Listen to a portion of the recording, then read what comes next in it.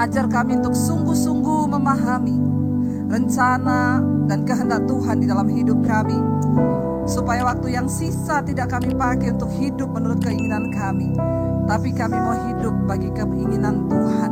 Urapi hamba-Mu yang tidak ada apa-apanya, urapi setiap kami Tuhan. Kami buka hati bagi kebenaran firman Tuhan. Di dalam nama Yesus, yang percaya Tuhan di tengah kita memberkati kita, katakan bersama. Amin, amin, amin. Silakan duduk Bapak Ibu. Shalom. Bagaimana kabarnya hari ini? Luar biasa, karena kita punya Tuhan yang luar biasa. Bapak Ibu yang terkasih, hari ini tema firman Tuhan adalah ada berkat di balik pergumulan.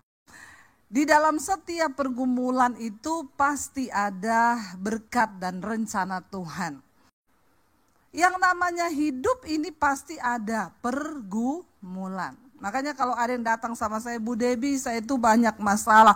Puji Tuhan, berarti ibu masih hidup. Amin.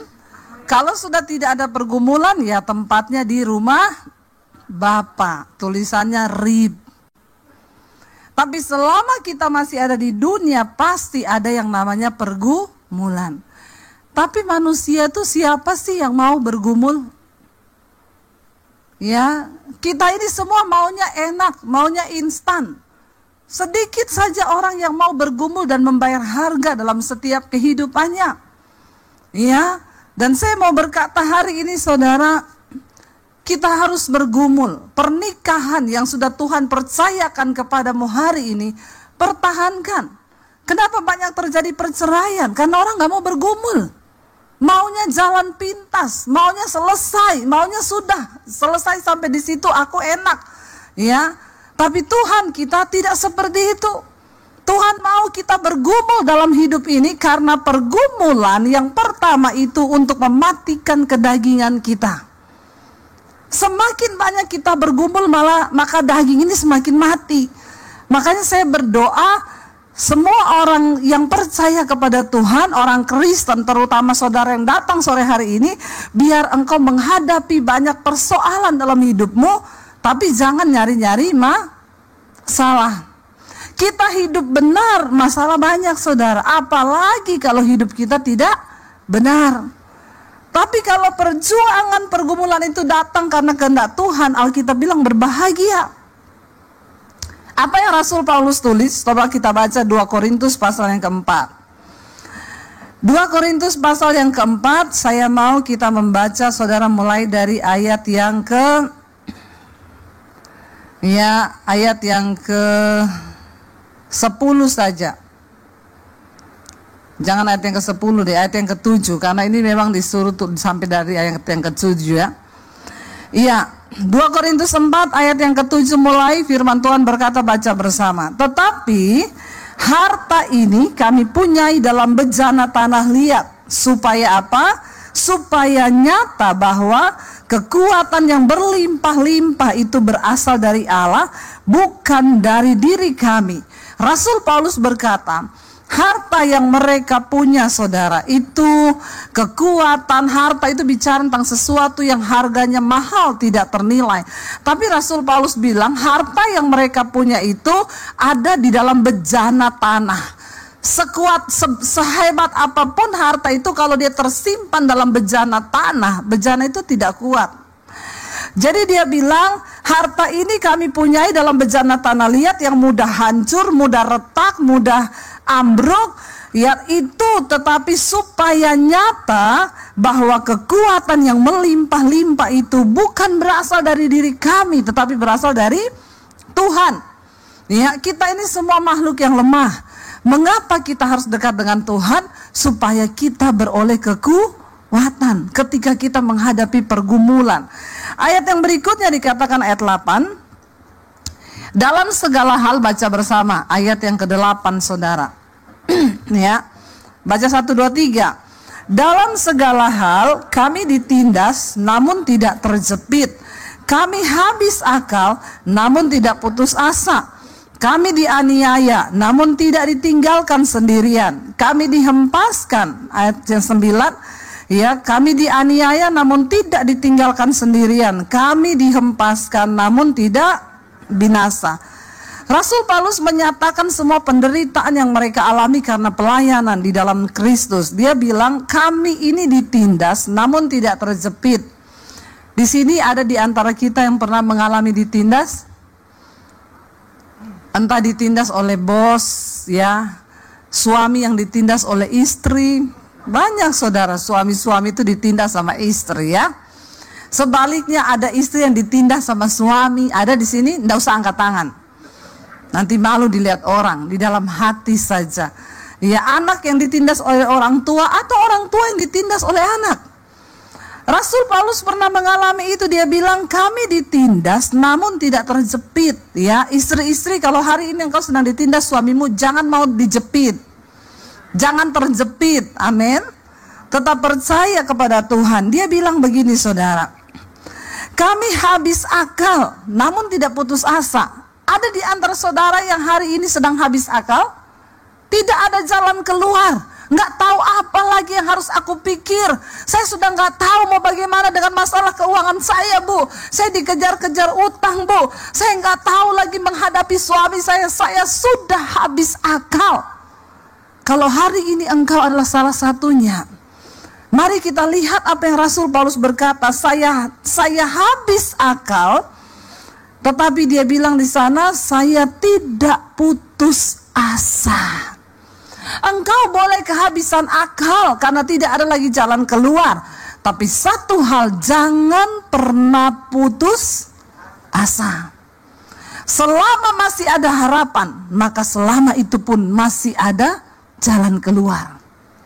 Yang penting kita tidak putus asa. Jangan menyerah di tengah jalan. Kehidupan kita ini diibaratkan seperti kisah hidup bangsa Israel. Mereka dipanggil keluar dari tanah perbudakan di Mesir menuju ke satu tempat tanah perjanjian yang berlimpah susu dan madunya, yaitu mengalami janji Tuhan. Tetapi dari Mesir mereka harus melewati yang namanya padang gurun. Tapi dengar baik-baik saudara, engkau dipanggil menuju tanah perjanjian. Jangan pernah berhenti di padang gurun. Berjalanlah terus. Jangan pernah putus asa. Berjalan dari Mesir menuju ke tanah perjanjian. Jangan berhenti di padang gurun. Karena mereka yang berhenti di padang gurun itu menjadi bangkai. Semua yang keluar dari tanah perbudakan di Mesir, mereka tidak tembus sampai ke tanah perjanjian. Mereka mati di padang gurun satu angkatan. Tuhan tidak izinkan mereka masuk. Kenapa? Mereka menuduh Tuhan jahat di tengah pergumulan. Mereka berkata, kenapa Allah bawa kami untuk mati di padang gurun? Dan mereka putus asa. Ketika mereka putus asa menyalahkan Tuhan. Orang yang putus asa itu cenderung menyalahkan Tuhan atas hidupnya. Dia salahkan orang lain, dia salahkan Musa. Akhirnya apa yang terjadi? Mereka menjadi bangkai di padang gurun. Tuhan gak panggil kita untuk kalah. Tuhan panggil engkau sampai ke garis akhir.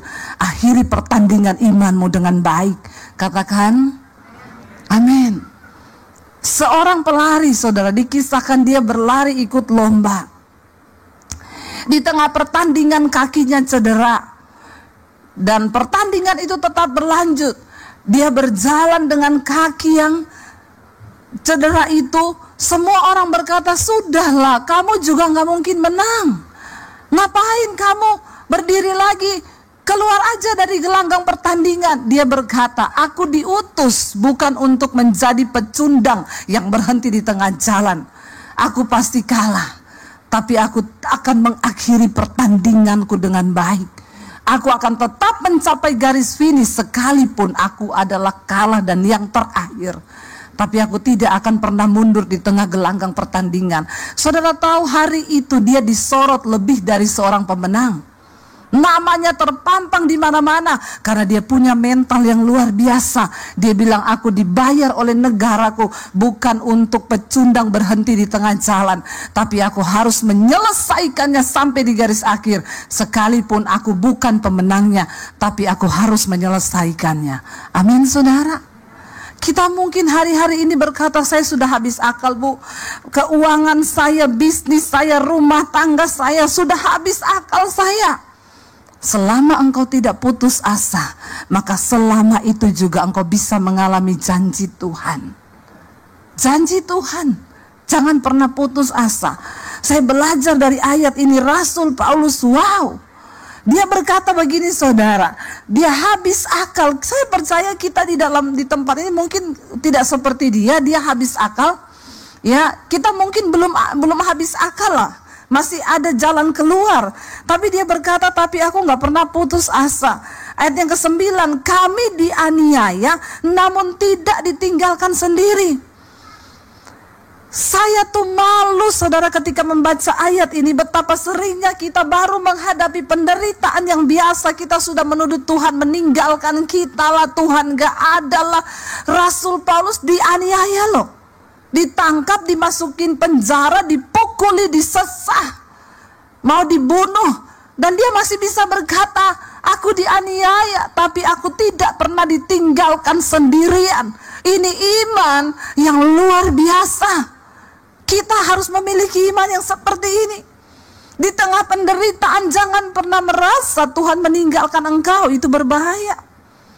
Waktu engkau bergumul jangan bilang Tuhan jauh. Di mana Tuhan? Kenapa dia tidak melakukan sesuatu? Saudara, sekalipun itu kelihatannya tidak ada apa-apanya, tapi ketika kita percaya bahwa Tuhan menyertai kita, saudara, jangan pernah merasa engkau ditinggalkan sendiri. Ketika orang merasa ditinggalkan sendiri, itu adalah satu perasaan yang paling mematikan. Saya ingat ketika kami kecelakaan naik mobil, kami mau pelayanan ke Anyer. Kemarin itu ada orang yang angkatin kesaksian saya ini di TikTok, foto-foto saya kecelakaan. Dan dia angkat saudara, viral. Dia bilang Debbie Basjir kecelakaan. Padahal itu peristiwa berapa tahun lalu ya? 2016 saudara. Saya diteleponin semua orang, ibu kecelakaan di mana? Ini orang-orang juga yang tidak mengikuti mungkin ya perjalanan saya, dia baru tahu. Semua telepon saya, ibu kecelakaan ya. Kenapa bisa heboh begini? Nggak ada yang angkat di TikTok viral, Bu Debbie kecelakaan, mobilnya hancur. Saya bilang itu kisah 2016. Kami saudara mau pelayanan di Anyer, dan ketika mau exit tol di Anyer itu ya, kita mau exit tolnya itu apa ya? Dia tuh jalan exitnya itu menurun sambil berbelok gitu. Lalu mobil kami lagi berhenti mau bayar tol, tiba-tiba dihajar oleh bus laju prima. Mobil kami terlempar ke sebelah kanan. Itu bus lajunya benar-benar prima. Karena tidak ada rem saudara, rem blong. Padahal itu posisinya menurun saudara. Mobil saya terlempar ke sebelah saudara. Dan puji Tuhan kami terlempar. Kalau kita nggak kelempar, kita kena mobil di depan. Karena suami saya lihat dari spion itu mobil kencang, dia tancap gas, dia banting ke kanan setirnya. Jadi mobil kami remuk cuma bagian belakang sampai hampir ke tengah. Dan kami terlempar ke sebelah tol sebelah. Mobil terbalik saudara. Anak saya waktu itu duduk melintang di belakang. Saya juga bingung bagaimana caranya, dia sudah di pangkuan saya waktu peristiwa itu. Airbagnya semua keluar berasap, nggak ada yang berani tolong kami. Mereka bilang mobilnya berasap, mau meledak, jadi semua lari. Ya, dan saya di situ, waduh, kami nomor satu kalau kita mengalami yang begitu saudara. Nomor satu yang saya tanya itu, Tuhan, saya ini dosa apa? Iya Pak, iya. Sebagai manusia normal, kita ngalami sesuatu kesialan, pasti kita tanyakan, Tuhan, aku nih dosa apa Tuhan? Saya juga bertanya seperti itu. Kalau misalnya saya lagi selingkuh, atau saya lagi nipu orang, bawa lari uang orang, terus tiba-tiba mengalami gitu, kayaknya enak ya. Begitu mengalami itu saya langsung tahu, waduh Tuhan nih marah nih, saya selingkuh nih. Atau aduh Tuhan ini marah nih, saya bawa lari uang orang. Masalahnya saat itu saya lagi merasa dekat sama Tuhan. Semalam sebelum kami pelayanan pun suami saya menyembah Tuhan, nangis-nangis. Saya merasa saya tidak menemukan dosa yang membuat Tuhan tuh marah besar sehingga kami dihukum. Kenapa saudara? Karena begitu banyak orang yang masuk WA-nya bilang begini, ibu introspeksi diri. Memang perkataan netizen itu setajam silet. Lu gak usah ngomong gitu, saya juga sudah introspeksi, bener gak? Dan itu perkataan yang sangat menikam, masuk sampai ke memisahkan jiwa dan roh. Tajam banget saudara. Saya merasa saat itu Tuhan meninggalkan kami. Saya marah sama Tuhan. Tuhan, di mana Engkau? Kenapa Engkau mempermalukan saya seperti ini? Kami ini hamba Tuhan. Rasanya kok tidak ada pertolongan. Seminggu sebelumnya rumah saya kemasukan maling. Semua handphone dicuri, laptop dicuri. Ya, itu seminggu sebelumnya. Minggu depannya kami tabrakan itu. Waktu rumah saya kemasukan maling, saya itu juga bertanya sama Tuhan, Tuhan, rumah orang-orang yang gak takut Tuhan, orang-orang yang lebih berdosa dari saya di sini banyak loh. Kenapa malingnya masuk ke rumah saya? Kan itu pandangan kita orang Kristen kan? Kita berpikir bahwa kalau kita sudah dekat Tuhan maka tidak ada masalah, tidak ada pergumulan akan menimpa kita. Itu yang ada di pikiran kita kan? Saya bertanya seperti itu, kenapa? Karena kayaknya kan lebih enak kalau kesaksian begini. Saudara, tahu nggak saya semalam mengalami apa? Saya bangun pagi, ada maling tergantung di pagar saya. Wah, itu pasti jemaat tepuk tangan kan? Wih, dahsyat Tuhannya, malingnya tergantung di pagar besi. Kita tepuk tangan semua, tapi kan nggak enak banget saudara, rumah saya kemalingan. Handphone dicuri, ini dicuri total hampir 100 juta. Kan gak enak banget gitu loh. Masa rumah pendeta dimasukin maling? Emang tuh pendeta gak berdoa ya? Kan jemaat pasti gitu kan? Tuh pasti tidur gak berdoa itu. Makanya maling masuk ke rumahnya. Ya, kayak begitu kan saudara. Minggu depannya kecelakaan. Belum terjawab ini satu. Dan anehnya saudara, saya sebelum 2 minggu berturut-turut kejadian gitu, Tuhan tuh suruh saya baca kitab Ayub. Setelah kemalingan, Tuhan ngomong lagi, baca kitab Ayub. Terus saya gini, alay lebay, cuma kemalingan baca kitab Ayub. Ayub itu mengalami nyawanya udah hampir melayang.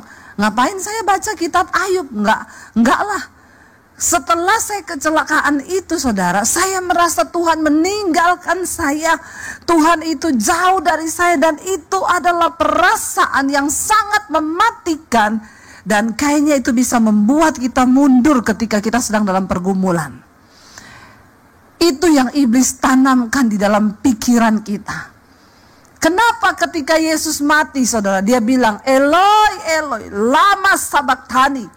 Yesus berseru, dia bilang, Bapa, Bapa, mengapa engkau tinggalkan aku? Yesus gak peduli nyawa dicabut. Dia sangat bersedih ketika dia tahu bahwa Bapa, dia terpisah dengan Bapa.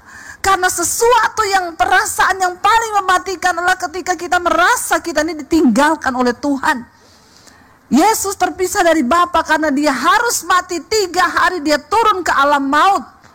Saudara, ya, jangan pernah merasa ditinggalkan sendirian. Ketika saya bergumul saudara, orang menghakimi, kenapa ibu kecelakaan? Ya begini-begini, harus introspeksi diri. Karena dikirimi ayat lagi. Firman Tuhan berkata, rancanganku bukan rancangan kecelakaan. Kalau sampai ibu kecelakaan, berarti itu bukan rancangan Tuhan. Waduh, saya nangis, saya tersudut, saya terisak saudara. Begitu selesai itu saya cuma berusaha, saya diam duduk di kaki Tuhan saudara. Ketika kita mengalami pergumulan saudara, mari kita baca apa yang Daud katakan kepada Tuhan. Mazmur 62 ayat yang ke-9. Mazmur 62 ayat yang ke-9. Ini kunci kemenangan di dalam engkau mengalami pergumulan hidup. Ya, Mazmur 62 ayat yang ke-9 saudara. Firman Tuhan berkata begini, baca bersama. Percayalah kepadanya setiap waktu hai umat. Apa? Curahkanlah isi hatimu kepadanya. Allah ialah tempat perlindungan kita. Ketika engkau menghadapi persoalan pencobaan, jangan curhat ke orang lain. Duduk di kaki Tuhan dan curahkanlah isi hatimu kepadanya. Saya bilang, Tuhan, kenapa engkau meninggalkan kami, Tuhan? Di dalam itu saya mencoba untuk memahami rencana Tuhan, apa yang sedang Tuhan kerjakan. Tapi setelah itu lewat, saudara, kami juga dari asuransi tidak diganti apa-apa. Ya, saya juga nggak ngerti masalah hukumnya bagaimana, tapi ya sudahlah. Ya, saya cuma percaya aja. Nggak berapa lama Tuhan ganti mobil kita yang baru. Ya, dikasih mobil Innova terbaru. Orang-orang yang mencemooh saya WA begini, Bu, ternyata ya rencana Tuhan ibu tabrakan karena mau diganti mobil ya, Bu. Memang orang Kristen tuh mulutnya. Terus saya bilang, ibu mau nggak ganti mobil Mercy terbaru? Saya doakan ibu masuk di bawah kontainer. Mulutmu itu loh, ya. Waktu lihat kita celaka dia bilang introspeksi diri. Karena rancangan Tuhan bukan rancangan kecelakaan. Lihat saya naik mobil baru. Ternyata rencana Tuhan ya, Bu. Ibu kecelakaan karena mau diganti mobil pret. Ya saudara, cobalah mengerti rencana Tuhan atas hidup kita. Ketika engkau ada dalam pergumulan, curahkan isi hatimu kepada Tuhan. Tidak usah dengar kanan kiri, jangan sampai engkau putus asa, kata Rasul Paulus. Aku ditindas ya, tetapi aku tidak putus asa. Kami dianiaya, tidak ditinggalkan sendiri. Kami dihempaskan, namun tidak binasa, kata Rasul Paulus. Kita ini perlu malu, saudara. Rasul Paulus tuh disiksa, tapi dia bilang Tuhan tidak tinggalkan loh. Kita ini cuma masalah-masalah dihina, difitnah, masalah utang, udah ngomong Tuhan meninggalkan. Kita ini belum menderita karena nama Yesus loh. Orang Kristen penderitaannya itu paling banyak karena kebodohannya sendiri sih. Belum ada yang penderitaan karena kenapa kamu menderita? Saya karena nama Yesus nih, saya mau dibunuh, saya dianiaya. Saya jarang tuh hadapi gitu. Paling yang datang, Bu, saya ini menderita banget. Kenapa? Terjebak hutang online. Itu kan masalah-masalah yang dibuat sendiri kan, karena kedagingan, gak mampu mengendalikan. Lalu saudara, Rasul Paulus berkata begini, ayat 10, kami senantiasa membawa kematian Yesus dalam tubuh kami, supaya kehidupan Yesus juga menjadi nyata dalam tubuh kami. Kita gak akan pernah bisa melihat kemuliaan Tuhan kalau kita tidak mati dulu bersama-sama dengan Yesus. Pergumulan itu adalah proses kematian daging kita, membawa kematian Kristus dalam tubuh kami. Lalu dikatakan di sana, saudara, ayat yang ke-11, sebab kami yang masih hidup terus menerus diserahkan kepada maut karena Yesus, supaya juga hidup Yesus menjadi nyata dalam tubuh kami yang fana ini. Saudara, dikatakan sebab kami yang masih hidup ini. Saya mau tanya, saudara masih hidup? Masih hidup kan? Kalau kita masih hidup berarti kita siap dikatakan kita terus menerus diserahkan kepada maut karena Yesus. Itu artinya apa, saudara? Selama kita masih hidup, ya bayar harga. Kalau engkau difitnah, ndak usah marah. Lepaskan pengampunan, amin. Kalau engkau dianiaya, terima itu. Nggak usah engkau balas. Pergumulan mematikan daging itu perlu bagi kita ini supaya kita berkenan. Karena bukan orang sembarangan yang masuk surga, saudara. Orang-orang yang teruji, yang dimurnikan oleh Tuhan. Saya pengen kita lompat, saudara, ayat yang ke-16. Kalau kita lihat judul perikopnya di sana berkata, jangan tawar hati juga waktu menghadapi maut. Ayat yang ke-16 baca bersama. 1, 2, 3. Sebab itu kami tidak tawar hati, tetapi meskipun manusia lahiriah kami semakin merosot, namun manusia batiniah kami dibaharui dari sehari ke sehari. Bagaimana supaya kita bisa mengalami berkat dalam setiap pergumulan? Jangan tawar hati. Katakan, tawar hati itu sudah gak ada rasa apa-apa. Saya sudah tawar, gak ada rasa lagi sama Tuhan. Jangan tawar hati, ya. Engkau mau sedih, boleh sedih, duduk di kaki Tuhan. Engkau mau kecewa pun boleh, engkau manusia, tapi sebentar saja, lalu duduk di kaki Tuhan. Orang yang sudah tawar hati itu susah, saudara. Hidupnya juga sudah, ya udahlah, tawar-tawar aja sama Tuhan, gak Tuhan-Tuhanan. Dia berkata begini, kami tidak tawar hati, meskipun manusia lahiriah kami ini semakin merosot, namun manusia batinia kami dibaharui dari sehari ke hari. Saudara, yang namanya tubuh lahiriah kita ini pasti merosot, ya. Mau saudara itu tarik tiap hari 1 kali, 2 kali, 3 kali, mau saudara suntik kanan kiri, mau diapain juga, ini manusia lahiriah pasti merosot. Jadi engkau jangan terlalu fokus dengan kecantikan lahiriahmu, tapi engkau abaikan manusia batiniahmu. Banyak orang itu nggak suntik, nggak apa, dia sudah tua, saudara, ketemu orang bilang, ih, ibu kok cantik banget ya, umur berapa bu? 76, natural aja. Kenapa? Karena manusia batinianya dibaharui. Dia buang kepahitan, dia buang dendam, dia buang sakit hati, dia buang dosa-dosa, dia hidup dalam kekudusan. Manusia batinianya dibaharui. Jadi orang ketemu dia, ih, awet muda ya, kayak saya ini loh. Masalah buat lo. Kok kayaknya keberatan ya? Kita lihat, nggak usah jauh-jauh, Pak Konrad tuh loh, saudara, awet muda enggak? Awet muda enggak? Ada orangnya loh. Pak Konrad awet muda loh, saudara. Waktu manusia batiniah kita dibaharui, ya, memang manusia lahiriah kita ini merosot, akan semakin tua, ya, keriput itu pasti. Makanya engkau jangan terlalu fokus hanya kepada manusia lahiriahmu. Engkau dandani dengan semua hal. Engkau, ya, banyak orang itu saya lihat, saudara, mereka nge-gym setiap hari. Mereka check up setiap bulan. Mereka minum semua vitamin. Olahraga itu baik. Tapi jangan engkau berpikir nyawamu, hidupmu ditentukan dari usahamu olahraga itu. Itu engkau sudah menaruh sesuatu lain kepada Tuhan. Engkau menjaga kesehatan itu baik, tetapi jangan engkau berpikir setelah engkau menjaga kesehatan terus engkau umur panjang, engkau nge-gym saya pasti umur panjang. Hello, hidup mati di tangan Tuhan. Makanya engkau harus fokus membangun manusia batiniamu, karena ini nanti akan menghadap Tuhan. Kalau manusia batiniamu bobrok, engkau cuma pikir manusia lahiriamu, di hadapan Tuhan nanti, saudara, namamu itu tidak akan tercatat dalam kitab kehidupan. Saudara, saya pernah lihat, saya pernah cerita sama saudara, ada anak muda umur 38 tahun, nge-gym, saudara, tiap hari. Makan ditimbang, kalorinya berapa, ya, karbohidratnya berapa, lemaknya berapa. Kalau saya sudah makan ini, nanti siang saya cuma makan pisang 1. Kalau mau tidur malam dia timbang, saudara, kelebihan 2 ons, aduh, diturunin dulu, olahraga dulu, baru tidur.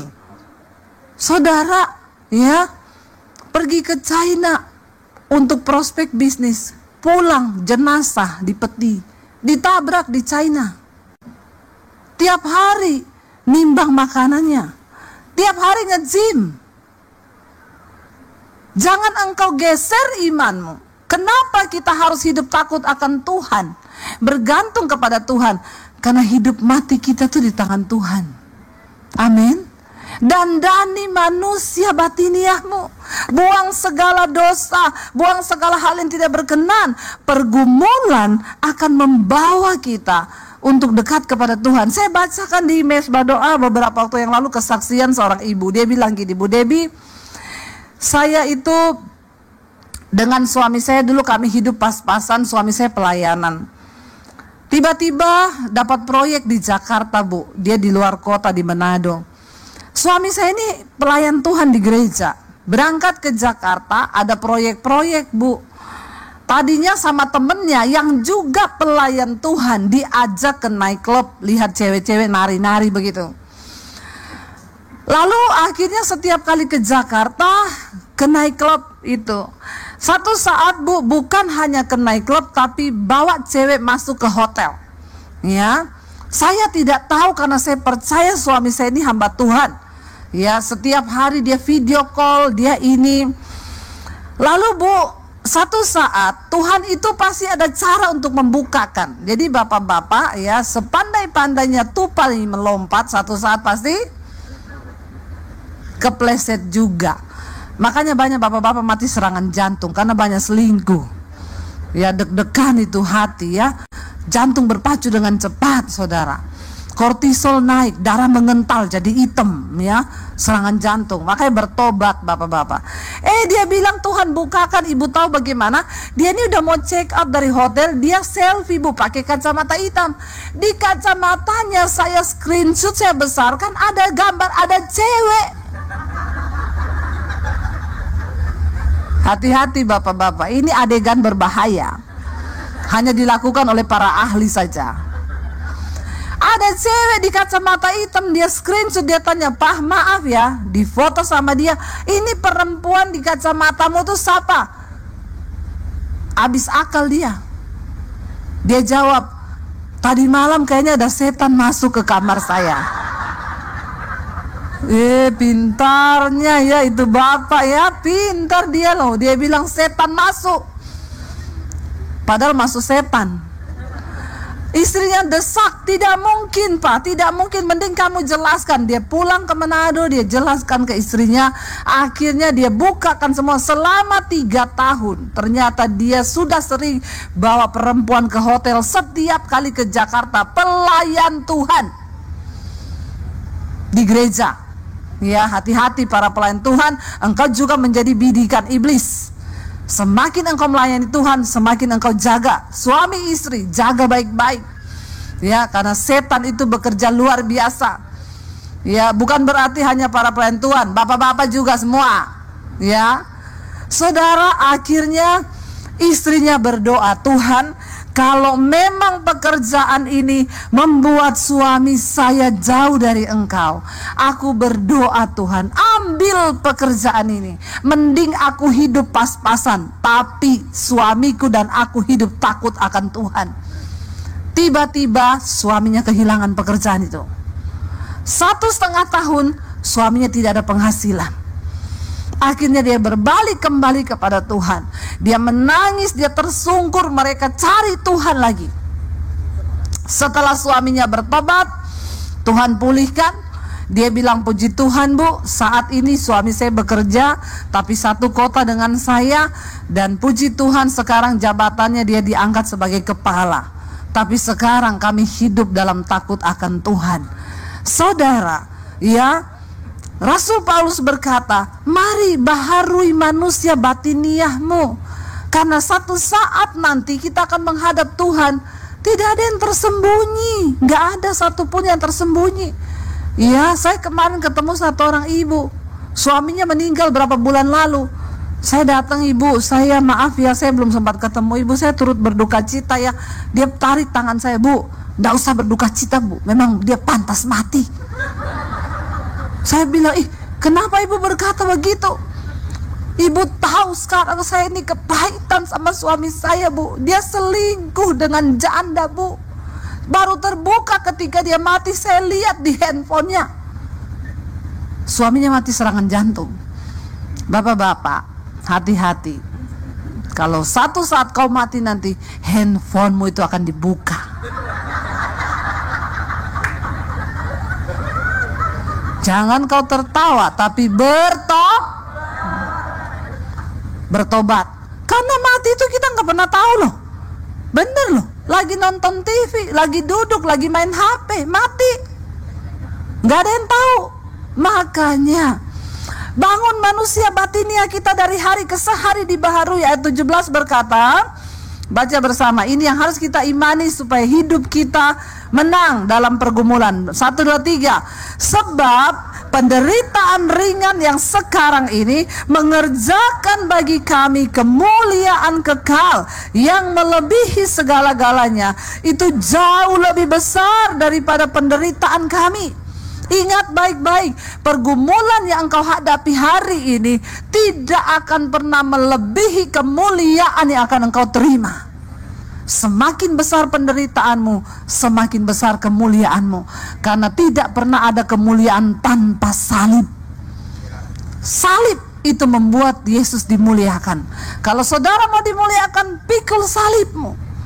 Mari, supaya kita jangan lihat saya yang sekarang. Banyak orang bilang enak sekali Bu Debbie Basir sekarang jadi YouTuber, diberkati Tuhan, OTW kaya.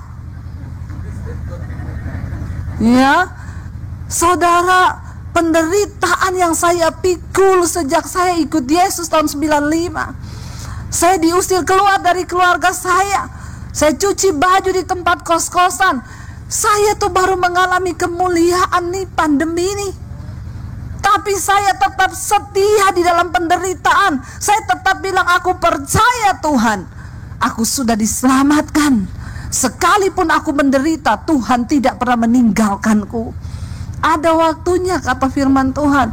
Bahkan ada banyak di antara mereka yang tidak mengalami janji itu di bumi ini. Semua tokoh-tokoh di Alkitab, mereka mati tidak mengalami kemuliaan. Kemuliaannya itu kematian. Tapi mereka percaya ada upah sampai pada kekekalan. Itu tujuan kita, saudara, di kekekalan. Itu tujuan saudara dan saya. Dan yang terakhir ayat 18 berkata, saya undang para imam musik maju ke depan. Ayat 18 baca 1, 2, 3. Sebab kami tidak memperhatikan yang kelihatan, melainkan yang tak kelihatan. Karena yang kelihatan adalah sementara, sedangkan yang tak kelihatan adalah kekal. Saudara, jangan hanya terlalu peduli pada apa yang kelihatan di dunia ini, tapi mari kita mulai peduli kepada apa yang tidak kelihatan, yaitu hidup yang kekal, mahkota yang kekal. Alkitab berkata, satu saat nanti ketika kita berdiri di tahta penghakiman Kristus, maka akan haleluya.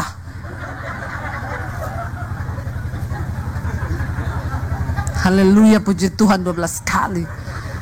Lagi saya ngomong penghakiman Kristus lagi. Saya pikir benar-benar ya, halilintar menyambar dari sorga, saudara ya.